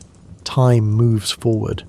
From that scale, human alignment is insignificant, but within society it anchors meaning. Temples grow taller, platforms rise, the city organizes itself around cosmic reference points. Space becomes symbolic. The text suggests that this alignment brings comfort. Knowing one's place within a larger order reduces uncertainty. Routine feels meaningful, but meaning layered onto structure can harden. Once alignment becomes dogma, correction becomes difficult. New observation challenges old interpretation. Authority resists revision. The texts do not reach that conflict yet. They remain observational. Civilization thrives. Knowledge deepens. The sky is read with increasing confidence. But confidence does not guarantee correctness. The land continues its cycles. Rivers flood and recede. Fields grow. Cities expand. Above it all, the sky remains vast and indifferent. Perhaps this is the quiet tension beneath the golden age of understanding.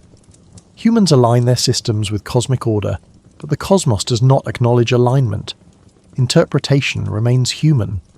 The Anunnaki exist now primarily as symbols of origin, names attached to stars, forces, directions. Their blood flows within lineage.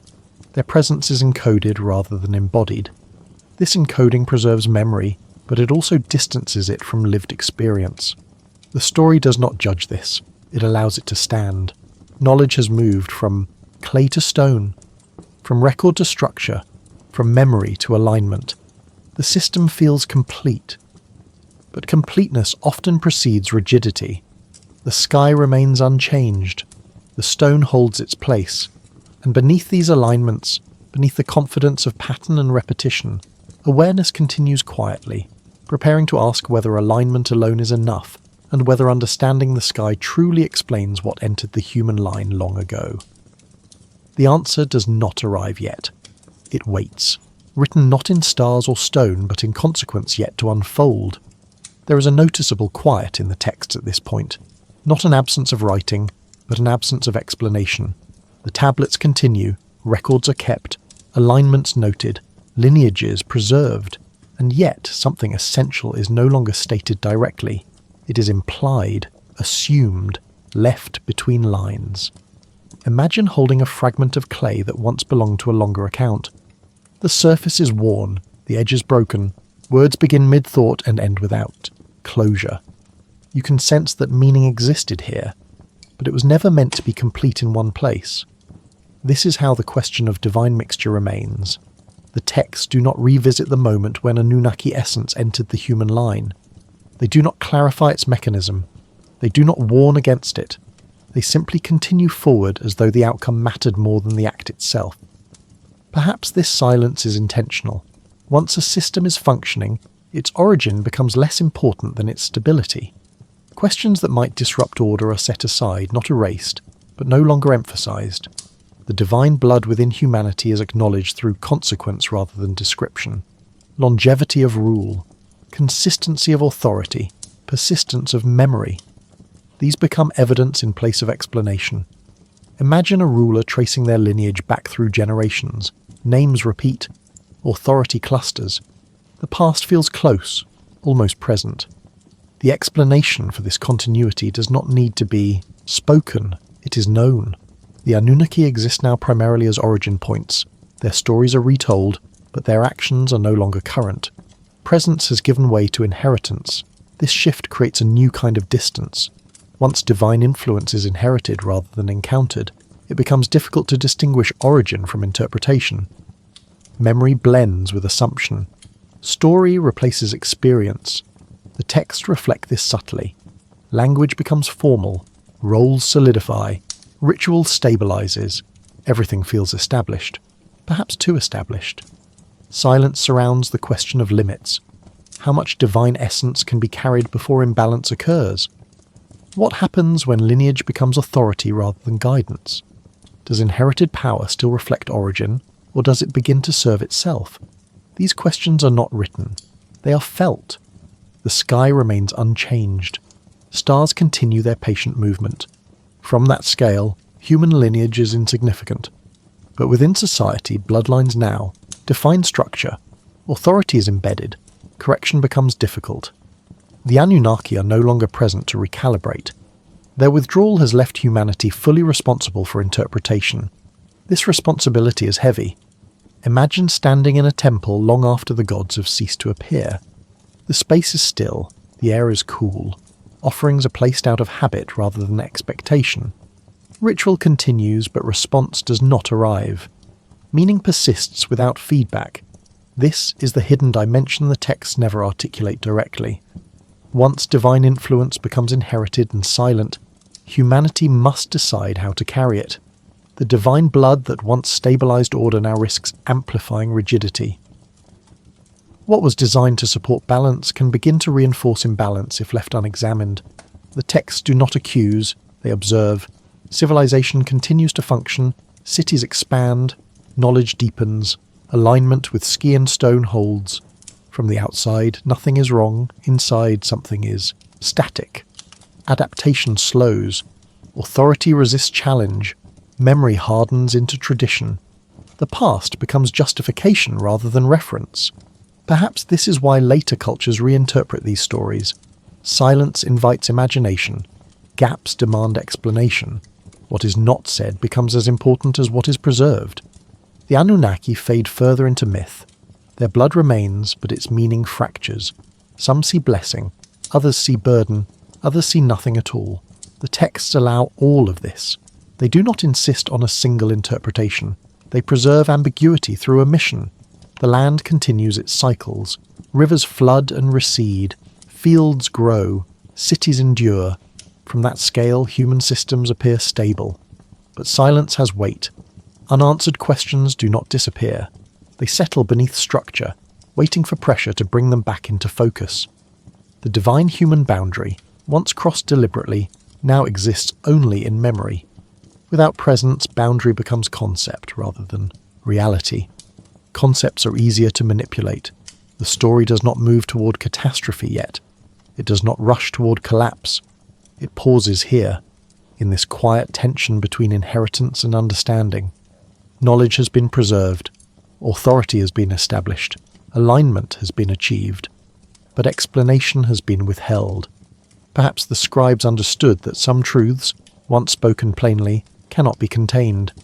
Perhaps they trusted future generations to wrestle with implication rather than instruction.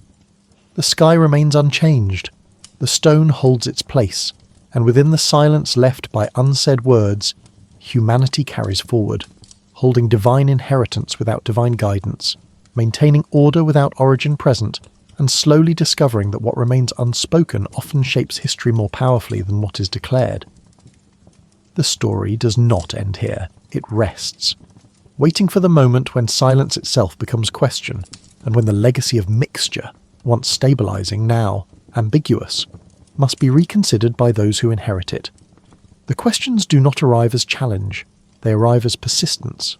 Long after systems have stabilized, long after rituals have settled into repetition, certain thoughts return quietly.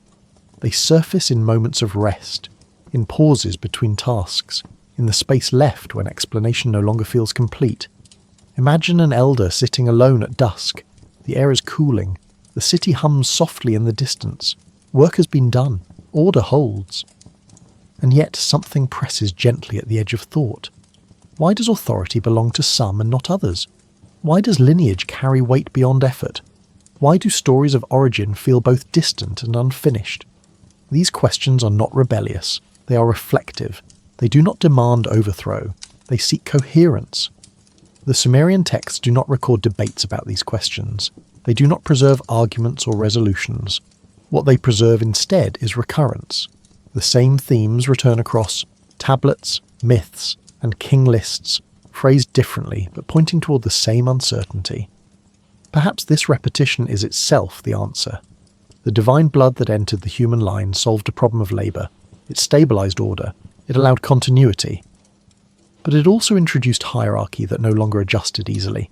Once authority became inherited, corrections slowed. Some scholars suggest these stories are symbolic reflections on power, mythic ways of explaining why rulers rule and workers work. In this view, divine lineage is not biology, but ideology. Others notice the consistency of the language across texts, the calm procedural tone, the lack of moral framing, the absence of warning. These features resist purely symbolic reading. Perhaps the truth lies somewhere between. What if these stories preserve memory of real transitions, moments when new forms of authority emerged and required explanation? The language of gods and blood may have offered a way to encode social change, without provoking instability. We may never know. The texts themselves do not resolve this. They present consequence without commentary. They show what happened next rather than why it happened at all. Kingship becomes central. The king list stretches time beyond human scale. Reigns last thousands of years. Names repeat across eras. This may represent dynasties rather than individuals, or it may reflect a belief that authority itself persists, regardless of who carries it. Either way, the implication remains. Power is continuous, even when people are not. Perhaps this continuity felt reassuring in a world shaped by flood and uncertainty. Perhaps it offered stability where nature offered none. But continuity also obscures origin. Once power feels eternal, its beginning becomes irrelevant. Questioning it feels unnecessary or dangerous. Silence becomes safer than inquiry. The texts hint at this indirectly. Later myths grow more cautious. Boundaries are reinforced, divine and human. Worlds separate more clearly. Contact decreases. Some believe this reflects social evolution, the distancing of religious authority from daily governance. Others see it as mythic memory of withdrawal after consequence. Again, the texts do not insist. What remains consistent is tension between inheritance and adaptation. Systems built on continuity struggle to change. Authority grounded in origin resists revision. The divine blood that once enabled order now complicates flexibility. Imagine a structure built to last centuries. Its strength lies in rigidity. But when conditions shift, rigidity becomes vulnerability. The Sumerians lived with this paradox. Their texts reflect it without resolving it. The sky remains unchanged. Stars continue their paths. From that scale, human authority is brief and fragile. Yet humans continue to seek permanence. Perhaps this is why the idea of divine lineage endured. It offered a sense of timelessness within mortality. To belong to something older than death felt stabilizing. But belonging can become binding. The questions that persist are not about whether the Anunnaki existed as described. They are about why humans tell these stories at all. Why explain power through blood? Why explain labour through creation? Why explain hierarchy through origin rather than agreement? Some scholars argue that myth allows societies to naturalise inequality. Others suggest myth preserves memory of upheaval, too disruptive to record directly. Perhaps both are true. What if these stories are not instructions or warnings, but mirrors? Reflections of human attempts to understand why order feels imposed rather than chosen. The texts do not accuse the gods. They do not accuse humanity. They allow the tension to remain. This restraint is telling. Civilizations often collapse when they attempt to resolve paradox too aggressively. The Sumerians chose preservation over resolution. They recorded, they remembered, they moved on. The land continued its cycles. Rivers flooded and receded. Cities rose and fell. From that scale, stories endure longer than systems. The divine blood remains part of the narrative, not because it explains everything, but because it explains enough. Enough to stabilize, enough to justify, enough to continue. But never enough to close inquiry completely. That may be the point. Perhaps the questions that do not fade serve a function. They keep systems from believing themselves complete. They remind authority of origin without demanding return. We may never know what the Sumerians believed privately. Public texts preserve structure, not doubt. But doubt leaves traces, in repetition, in omission, in silence. The divine human boundary, once crossed deliberately, now exists as story rather than experience. Story invites interpretation. Interpretation invites divergence. This divergence is visible across later cultures. Some emphasize obedience, others emphasize wisdom, others reject divine lineage entirely. The original, act, whatever it was, becomes less important than its legacy. The sky remains unchanged, the land remains patient, and within human thought the questions persist, quiet, unresolved, recurring, not as threats to order, but as reminders that explanation and experience rarely align perfectly. The Sumerian texts do not ask us to choose an answer, they invite us to notice the question, and perhaps that is enough, for now. There comes a point where inquiry slows, not because curiosity fades, but because certainty refuses to arrive. The Sumerian texts reach this point quietly. They do not conclude, they do not summarize, they simply stop answering. The questions remain present, but the language turns inward, careful not to insist where evidence thins. Perhaps this restraint is deliberate. Imagine a scribe setting down a stylus after copying a familiar passage. The words are known. The meaning has been repeated many times, and yet something about it still resists clarity. The story explains, but it does not resolve. This unresolved quality persists across generations. We may never know whether the Anunnaki were remembered as literal beings, symbolic forces, or echoes of real encounters transformed by time. The texts allow all of these possibilities to coexist without conflict. Some scholars believe the stories encode social memory, ways of explaining how authority became centralized, how labor became organized, how hierarchy took root. In this view, divine blood represents legitimacy rather than biology. Others suggest the consistency of the narrative points to something older than metaphor. The calm procedural language, the absence of moral warning, the emphasis on design rather than accident. These elements feel less like imagination and more like preservation. Maybe both perspectives are incomplete on their own. What if the texts preserve memory filtered through necessity? Events remembered not for their strangeness, but for their outcome. What mattered was, not how it happened, but that it worked. The creation of humanity, the mixing of essence, the emergence of lineage. These stories explain why the world feels structured rather than random, why authority persists, why work feels inherited. Whether literal or symbolic, the effect remains the same. The Sumerians lived in a world where floods could erase years of effort overnight. Stability mattered, continuity mattered. Stories that justified order were not philosophical exercises, they were survival tools. Perhaps that is why the texts avoid definitive explanation. Certainty can fracture when conditions change. Ambiguity allows adaptation. The divine human boundary, once crossed then widened again, remains ambiguous by design. The Anunnaki are neither fully present nor fully absent. They exist as origin without return. This distance protects both sides. Humans carry responsibility without constant oversight. The divine remains unchallenged by daily error. Balance persists through separation rather than proximity. But separation invites forgetting.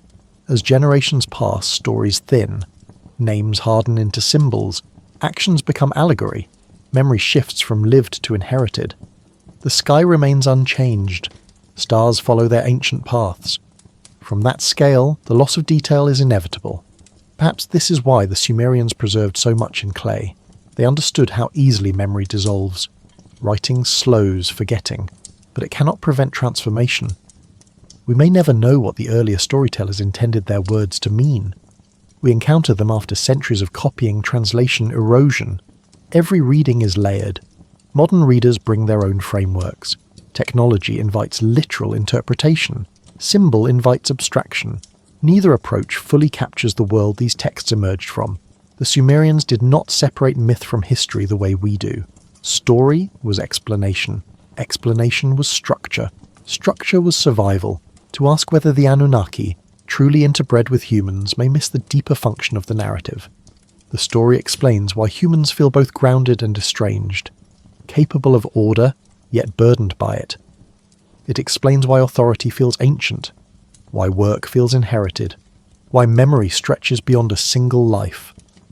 Perhaps the divine blood is not something measurable, but something felt. Awareness, responsibility, the weight of continuation. These qualities do not disappear when stories fade. They persist within human systems. The Anunnaki no longer appear, their names remain. Their actions are remembered through consequence rather than contact. This absence is not emptiness. It is space. Space for humans to interpret, adapt, and reshape order without constant correction. Space for civilization to evolve. But evolution carries risk. Without guidance, interpretation can drift. Authority can justify itself without reference to origin. Power can forget its purpose. The Sumerian texts hint at this danger without naming it. They do not accuse, they observe. Perhaps that is why the phrase, "we may never know," feels appropriate. Not as surrender, but as respect. Respect for the limits of evidence. Respect for the distance of time. Respect for the complexity of memory. Some mysteries resist resolution because resolution would flatten them. The unanswered question holds more truth than a forced conclusion. The land continues its cycles. Rivers flood and recede. Cities rise and fall. From that scale, explanations change, but patterns remain. Humanity continues to work, to organize, to inherit systems built long before any individual arrives. The burden of labor persists. The weight of authority remains. Whether shaped by gods, stories, or necessity, the structure endures. The Annunaki may have walked among humans, or they may never have existed beyond imagination. Either way, the effect of the story remains real. We live within systems that feel older than choice. We inherit roles we did not design. We carry responsibility without remembering its origin. Perhaps that is the legacy of the story. Not proof, not warning, but recognition. The Sumerians did not demand belief. They preserved explanation. They allowed ambiguity to stand, and so we arrive where they did, at the edge of knowing. We may never know what truly happened when Anunnaki blood entered the human lineage, but we can see what the story has continued to do, how it shaped understanding, justified order, and preserved memory across time. The sky remains unchanged, the stone holds its place, and within the quiet space between certainty and silence, the question rests, unanswered, unforced, and still alive. Perhaps that is where it belongs. The civilization did not end in a single moment. There was no final tablet, no last ritual, no closing statement carved into clay. What faded instead was certainty. Names softened into symbols, stories loosened their grip on detail, and yet something remained, quietly, persistently, carried forward long after cities changed hands. Memory survived in fragments. The Sumerian language itself eventually fell silent, but its structure echoed onward. Later cultures borrowed gods, reshaped myths, translated names, and adapted stories to fit new worlds. Enki became Ea. Divine councils reappeared under different skies. Creation stories resurfaced, altered but familiar. This continuity matters. It suggests that the ideas embedded in the original texts were not disposable. They explained something enduring about human experience, about labour, authority, inheritance, and responsibility. Imagine a later scribe, centuries removed from the first tablets, copying an old story whose origin he does not fully understand. The words feel ancient even to him, but he copies them anyway, not because they are clear, but because they feel necessary. The Anunnaki no longer appear as active figures. Their presence is diluted into mythology, but the structure they represent persists. Divine councils appear across cultures. Semi-divine rulers emerge repeatedly. Kings claim descent from gods long after Sumer is gone. This pattern repeats. Egypt speaks of divine pharaohs. Mesopotamia preserves god-kings. Later traditions echo watchers, sons of heaven, intermediaries between worlds. The details change, the structure remains.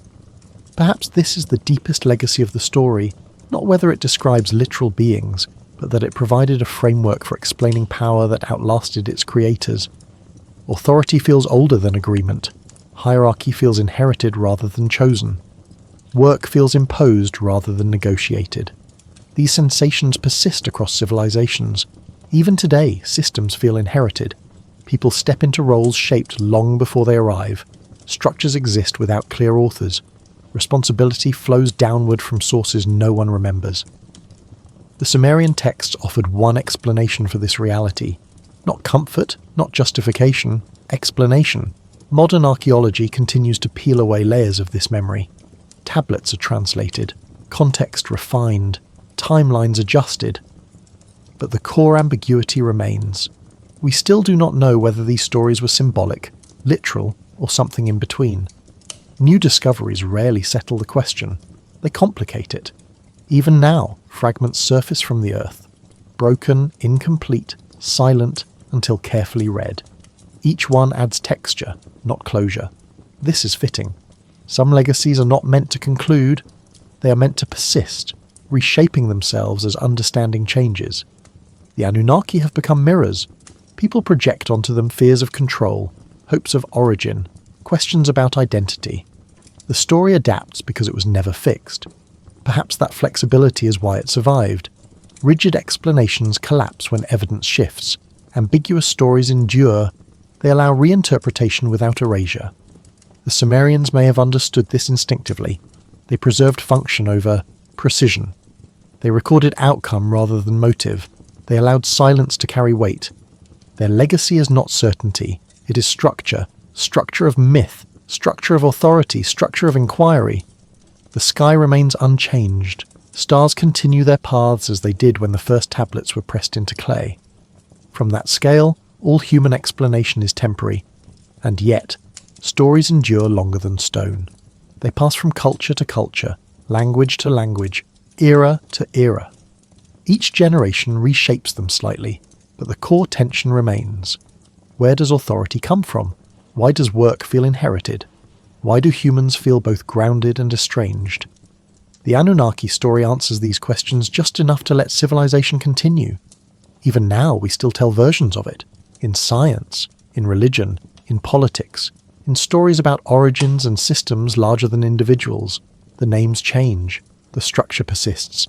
This is the legacy that remained. Not proof of gods walking among humans. Not denial either. But a story capable of carrying meaning across time without collapsing under certainty. As long as humans build systems, inherit roles, and question their place within them, some version of this story will remain useful. The land continues its cycles. The sky watches, and within the long memory of human civilization, the echo of that ancient explanation still moves quietly, reshaping itself, waiting, patient as clay beneath an open sky.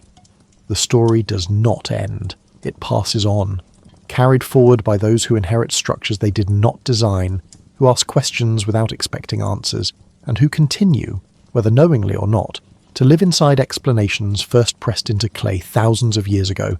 The legacy remains, quiet, incomplete, alive, and as that legacy settles gently into the present, the story prepares to rest, not as conclusion, but as continuity, ready to soften once more into stillness, where questions do not demand resolution, and where time itself becomes the final witness. And now we come back to where you are, here in the present moment, where the night has settled into its own quiet rhythm. Perhaps the room feels a little softer now, perhaps the sounds around you have thinned. Either way, there is nothing more to do. The story can rest. The Sumerian world has long since returned to Earth, temples weathered, cities dissolved back into dust. The hands that pressed clay into tablets are gone. The voices that spoke the names of gods have fallen silent, and yet something remains, the stillness does. Imagine standing alone on that ancient land now. No walls, no canals, no fires burning in the distance, just open ground beneath a wide sky. The wind moves slowly across the surface, reshaping sand grain by grain. Nothing rushes, nothing resists. The stars above you are the same stars that once watched over those early cities. They have barely shifted at all. Orion still rises. The moon still marks time. From their perspective, the questions we carry are brief, almost weightless. Stone remembers what language forgets. The stories of gods and humans, of blood and clay, of creation and consequence, have all softened with time. What once felt urgent now feels distant. What once demanded explanation now simply exists as memory. Perhaps that is how it was always meant to be. Not every mystery asks to be solved. Some ask only to be carried gently, like a smooth stone found in a riverbed. You don't need to know where it came from to feel its shape. You don't need to name it to understand its weight. The Anunnaki no longer walk the earth, if they ever did in the way the stories suggest. The humans they shaped, imagined, or remembered have become us. We inherit systems older than our names. We step into roles we did not design. We carry responsibility without always knowing its origin. And yet, life continues. Fields are still planted, work is still done, authority still flows through, structures that feel ancient and unquestioned. The story has not vanished. It has simply changed form. Perhaps that is what the Sumerians understood. That time does not erase meaning. It reshapes it. That silence is not absence, but patience. That what cannot be explained cleanly can still be lived with. The land remains patient. It always has been. Rivers still follow gravity. The ground still yields when worked carefully. The earth does not ask who first designed the system. It responds only to presence. And the sky remains vast. No matter how complex human stories become, the stars continue their slow turning. They watch the first cities rise. They watch them fade. They will watch others rise and fade too. There is comfort in that scale. It reminds us that we are part of something much larger and much slower than our questions. That certainty is not required for belonging. That mystery does not mean instability. Perhaps you can feel that now, the weight of the day easing, the need to understand loosening its grip, the mind settling, not because it has answers, but because it no longer needs them. The ancient world does not demand belief. It offers perspective, a reminder that humans have always lived with unanswered questions and that civilizations can thrive without resolving them. Take a breath here. The story has done its work. The Sumerian tablets will remain where they are, some still buried, some broken, some translated imperfectly. Scholars will continue to study them, debates will continue, interpretations will shift. But for now, none of that matters. What matters is this quiet moment, where time stretches gently, and nothing is required of you. The wind still moves over long-forgotten ruins, the sand still shifts, the stone still holds its place. Somewhere beneath layers of earth, clay tablets rest in darkness, carrying words no one is reading tonight. And above them, the same stars drift slowly, indifferent and constant. Between those, too, the buried and the eternal human life continues, brief and meaningful, shaped by stories that never fully explain themselves. And that is enough. You don't need to hold the story anymore. You can let it settle, like dust after a long journey. Let it rest where it belongs, in stillness, in silence, in the patient flow of time. The night deepens, the world remains, and somewhere, always, the ancient questions wait quietly, not for answers, but for rest.